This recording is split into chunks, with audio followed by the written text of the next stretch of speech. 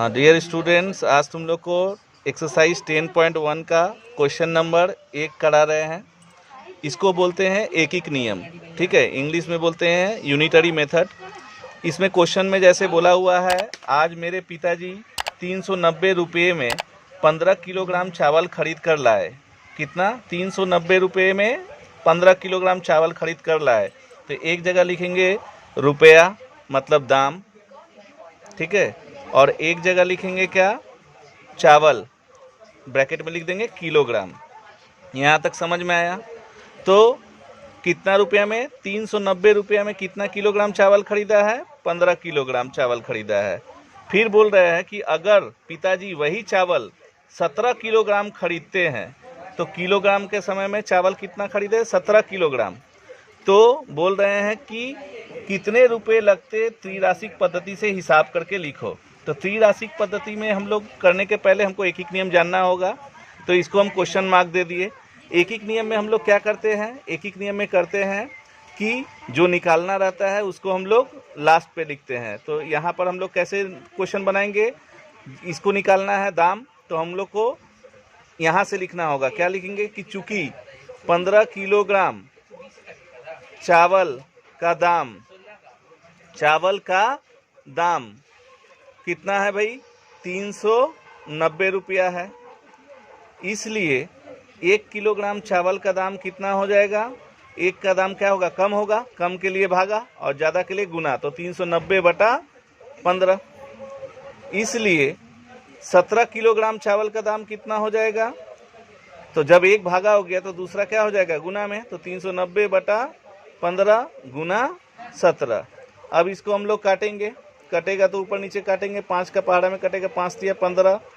यहाँ काटेंगे तो क्या होगा? 5 सते 35, 4 बचा, 5 अठे 40, ठीक है। 3 का पहाड़ा में फिर कटेगा तो 3 एकम 3, इसको भी काटेंगे, 3 दूना 6, 1 बचा 18, तो 3 छक 18, ठीक है। तो कितना बचा? 26 इंटू 17। 26 इंटू 17 को अब गुना करेंगे, जो आएगा उतना मेरा आंसर, उतना क्या हो जाएगा? रुपया। तो गुना करके देखेंगे, रफ में गुना करते हैं। 26 और 17 इसको गुना करेंगे तो 7 छक 42 का 2, हाथ में 4, 7 दूना 14 और 4 कितना हो गया? 18। 7 छक 42 का 2, हाथ में 4, 7 दूना 14 और 4 18। 1 से गुना करेंगे तो वही 26 बैठेगा, जोड़ेंगे 2, 8 और 6 कितना हो गया? 14 का 4, हाथ में 1, 2 और 1 कितना हो गया? 3, 3 और 1 4, कितना हो गया? 4 4 2। एक बार देख लेंगे, 2 8 6 14 के 4, हाथ में 1, 2 और 1 3 और 1 4, इतना रुपया होगा। तो ये हो गया हमारा एकिक नियम।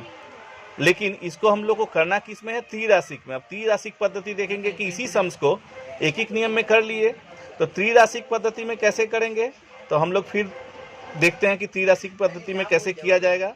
तो देखो, इसी सम्स को हम लोग त्रिराशिक पद्धति में कैसे करते हैं। फिर से इस सम्स को दिखाएंगे। कितना था हम लोग का? था रुपया, दाम था, दाम में रुपया दिया हुआ था, और एक साइड क्या दिया हुआ था? चावल दिया हुआ था किलोग्राम में, ठीक है।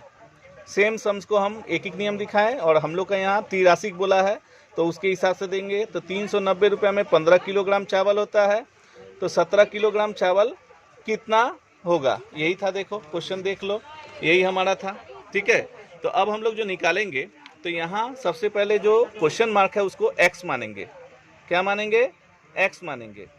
तो x मानेंगे तो क्या हो जाएगा वो हम लोग को देखना है कि यहाँ पहले क्वेश्चन पढ़ के देखना है कि 15 किलोग्राम चावल है, दाम है कितना? 390 रुपया, ठीक है।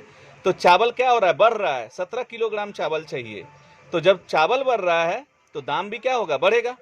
मतलब यहाँ चावल भी बढ़ रहा है तो दाम भी बढ़ेगा। ये तो साधारण सा बात है कि तुम मान लो 15 किलोग्राम चावल खरीदते हो तो 390 रुपया लगता है, तो 17 किलो खरीदोगे, माने ज़्यादा 2 किलो ज़्यादा खरीदोगे तो दाम भी तो बढ़ेगा। तो जब दाम बढ़ रहा है, ये भी बढ़ रहा है और ये भी बढ़ रहा है, तो ये दोनों क्या हो गया? समान समानुपात। यह क्या हो गया? यह एक समान समानुपात है। त्रिराशिक में ऐसे लिखना होगा। और यही अगर उल्टा होता, किसी सम्स में देखना उल्टा होगा कि ये बढ़ रहा है, अगर ये बढ़ रहा है तो इसका कमेगा, कोई भी चीज आएगा दूसरा क्वेश्चन जब करोगे तब, तो उसको यहाँ पर समान की जगह क्या लिखेंगे? विषम समानुपात। बस और कुछ नहीं करना है। समान समानुपात में क्या करेंगे, त्रिराशिक पद्धति के अनुसार 390 बटा x जो जैसे वैसी बटा कर दिए, बीच में बराबर का चिन्ह दिए, 15 है 15 बटा 17 ये कर दिए। यही अगर विषम रहता तब क्या करते, 390 बटा x जैसे वैसे ये बराबर के बाद इसको उलट देते, 17 ऊपर 15 नीचे, या फिर पहले को भी उलट सकते थे, मतलब x ऊपर 390 नीचे, किसी एक को उल्टेंगे क्योंकि विषम है, विषम होने से एक उलट जाएगा। तो ये समान है बोल के जैसे था वैसे उतर गया, 390 बटा x बराबर 15 बटा 17। अब तो जानते ही हैं क्या होता है, बीच में बराबर आने से क्रॉस मल्टीप्लिकेशन, इसके साथ इसका गुना, इसके साथ इसका गुना, तो इससे इसका गुना करेंगे, इससे इसका गुना, तो 15 से x का गुना करेंगे तो x गुना 15 बराबर इससे इसका गुना करेंगे तो कितना हो जाएगा, 390 गुना 17। तो x बराबर कितना हो जाएगा, 390 गुना 17 बटा 15। अब जैसे काटते हैं फिर से काटेंगे तो 5 का पारा से काटेंगे, 5 तिया 15, यहाँ काटेंगे तो 5 5 सते 35, 5 अठे 40, 3 का पारा से फिर कट गया, 3 एकम 3।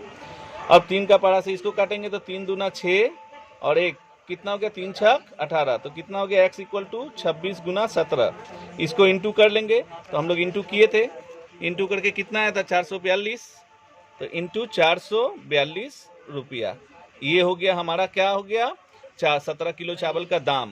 तो लिखेंगे इसलिए आंसर में 17 किलोग्राम चावल का दाम कितना हो जाएगा, 442 रुपया। ये हुआ त्रिराशिक। फिर से बता दे रहे, त्रिराशिक में कुछ नहीं, एक एक नियम में तो हम डायरेक्ट बता दिए थे।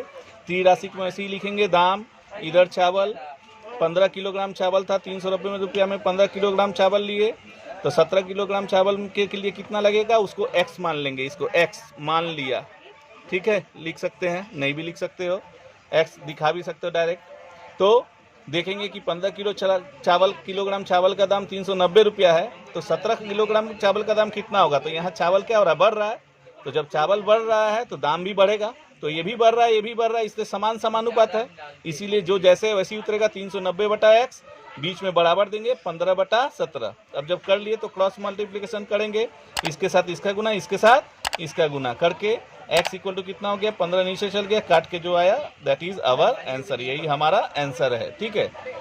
समझ में आया।